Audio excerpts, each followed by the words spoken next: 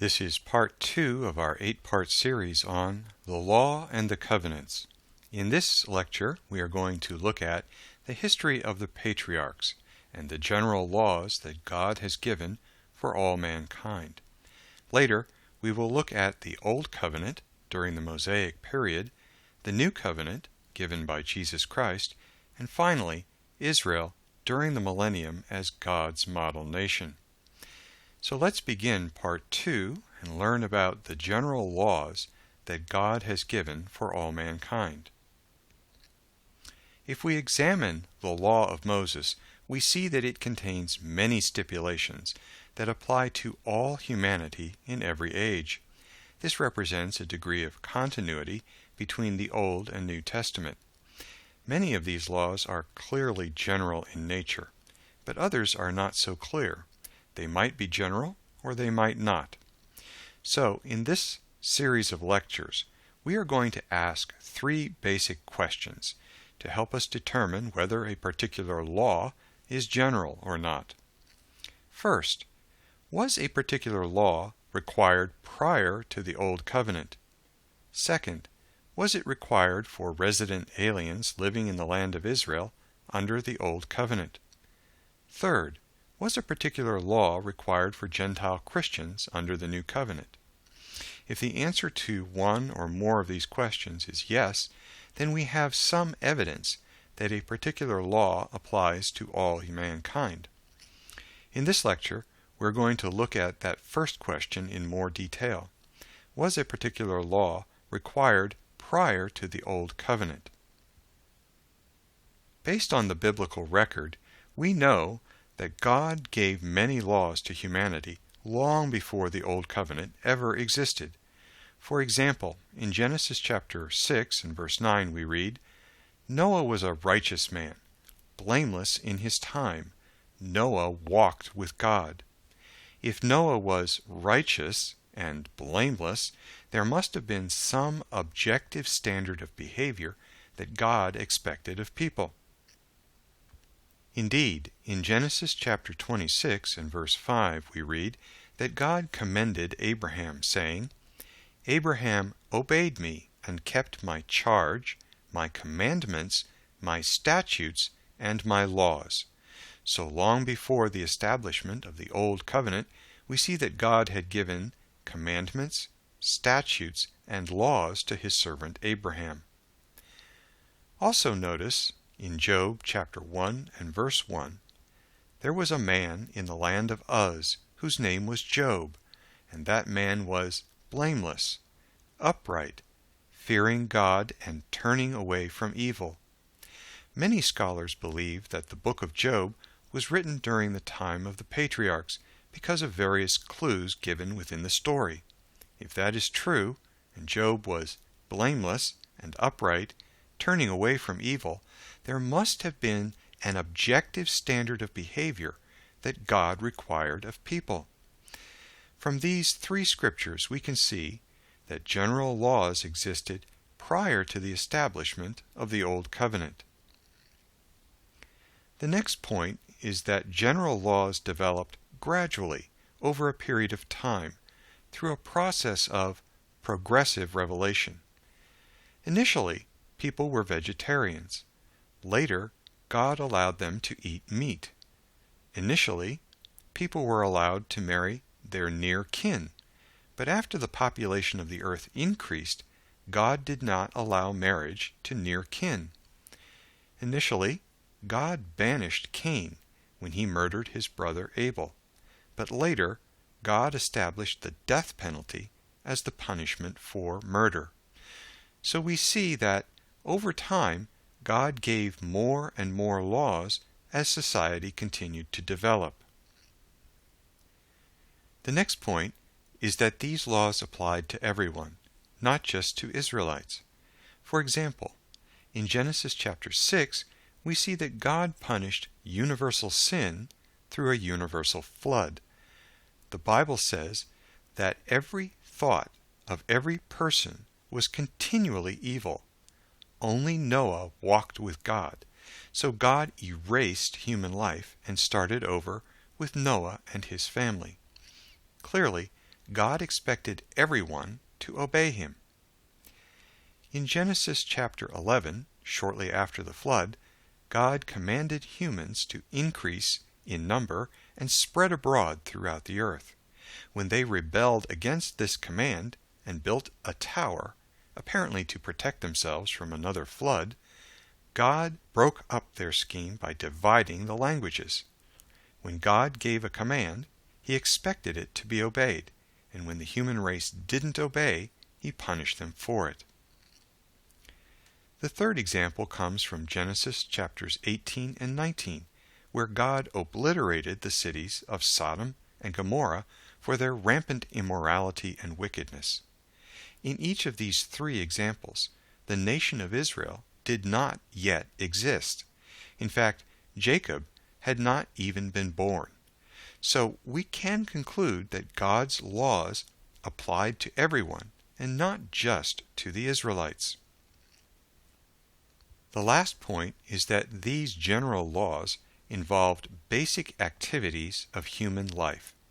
For example, the Sabbath day was established at creation for all mankind. In Genesis chapter 2, verse 3, we read that God blessed the seventh day and sanctified it, because in it he rested from all his work which God had created and made.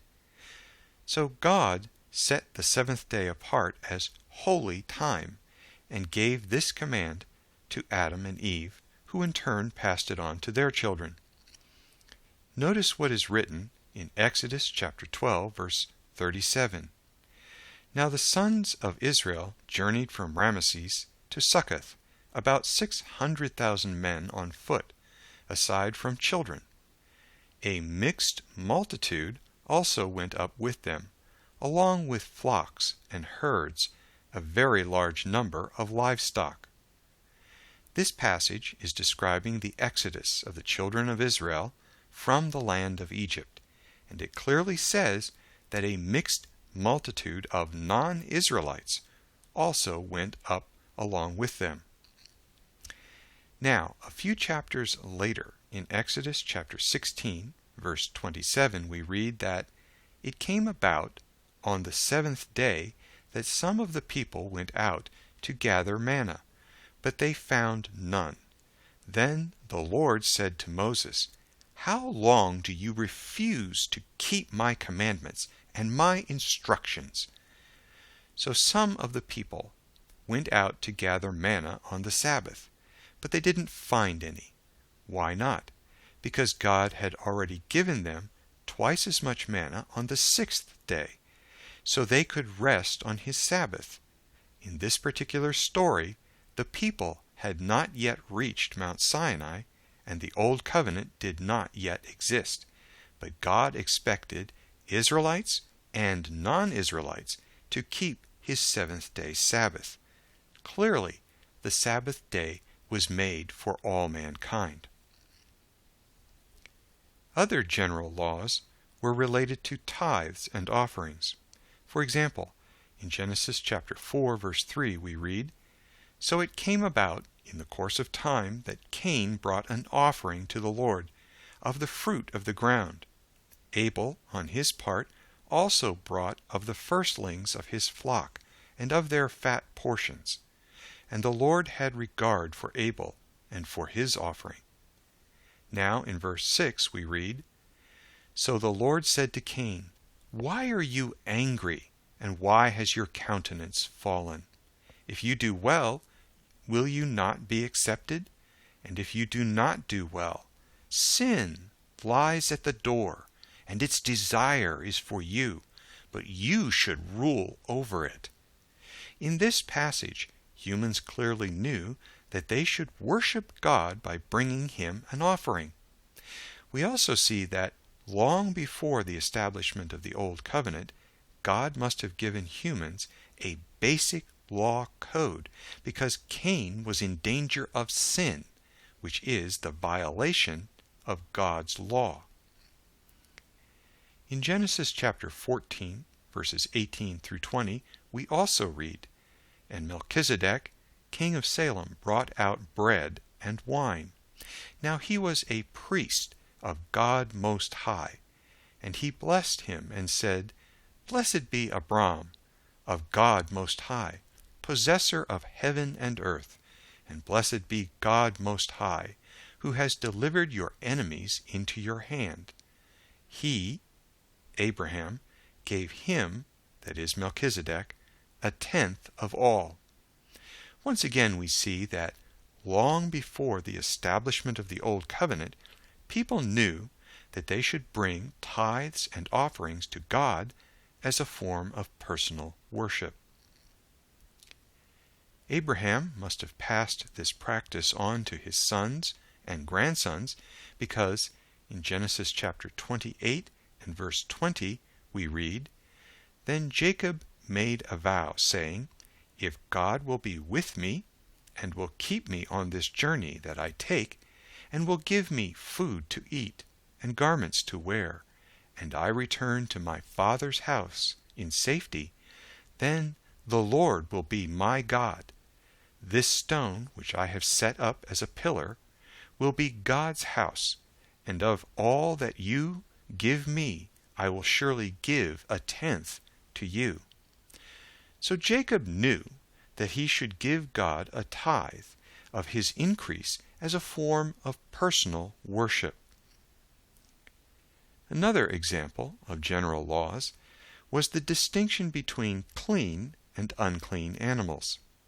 In Genesis chapter 7, verse 1, we read, Then the Lord said to Noah, Enter the ark, you and all your household, for you alone I have seen to be righteous before me in this time.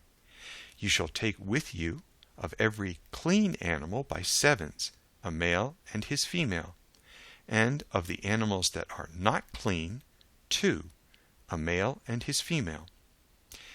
After the flood was over, in Genesis chapter 8 and verse 20 we read, Then Noah built an altar to the Lord, and took of every clean animal, and of every clean bird, and offered burnt offerings on the altar. So prior to the establishment of the Old Covenant, people knew the difference between clean and unclean animals, and they knew that they should use clean animals for their sacrifices. The next two examples are related to the death penalty and the prohibition against eating blood. In Genesis chapter 9, verse 1, shortly after the flood, we read, And God blessed Noah and his sons, and said to them, Be fruitful, and multiply, and fill the earth. The fear of you and the terror of you will be on every beast of the earth, and on every bird of the sky, with everything that creeps on the ground, and all the fish of the sea. Into your hand they are given. Every moving thing that is alive shall be food for you. I give it all to you, as I gave the green plant.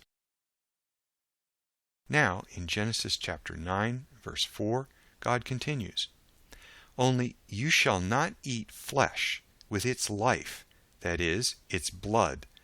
Surely I will require your life blood. From every beast I will require it, and from every man. From every man's brother I will require the life of man. Whoever sheds man's blood, by man his blood shall be shed. For in the image of God he made man. Prior to this time, God gave humans plants to eat. After the flood, he allowed them to eat meat, but prohibited the eating of blood. When Cain murdered his brother Abel, God banished him. After the flood, God instituted capital punishment for the crime of murder. The final example of a general law is the prohibition against adultery. In Genesis chapter 20 and verse 1 we read, Now Abraham journeyed from there toward the land of the Negev, and settled between Kadesh and Shur. Then he sojourned in Gerar. Abraham said of Sarah his wife, She is my sister. So Abimelech, king of Gerar, sent and took Sarah. But God came to Abimelech in a dream of the night, and said to him, Behold, you are a dead man, because of the woman whom you have taken, for she is married." Clearly, God expected people not to commit adultery, and this incident happened long before the establishment of the Old Covenant. So the Bible clearly teaches that general laws existed long before the Old Covenant was established. God revealed these laws gradually over time as society continued to develop, and these laws applied to everyone, not just to the Israelites. They regulated the basic activities of human life. They dealt with holy time and rest, tithes and offerings, clean and unclean animals, murder and adultery, as well as the prohibition against eating blood. These general laws existed before the Old Covenant. They continued to exist during the time of Moses and into the church age as well. When we look at the law of Moses, it is clear that many of these stipulations are general in nature and are intended for all mankind. If we study a particular commandment, and it's not clear whether or not it's general, we can ask the following question: was it required prior to the establishment of the Old Covenant? If the answer is yes, there is some evidence that it is a general law for all mankind. Now that we have examined the age of the Patriarchs and the topic of general laws, we are ready to study the Old Covenant given by Moses. In Part 3 of this series, we will take a closer look at the Law of Moses, one law with different roles for different people living in the land of Israel.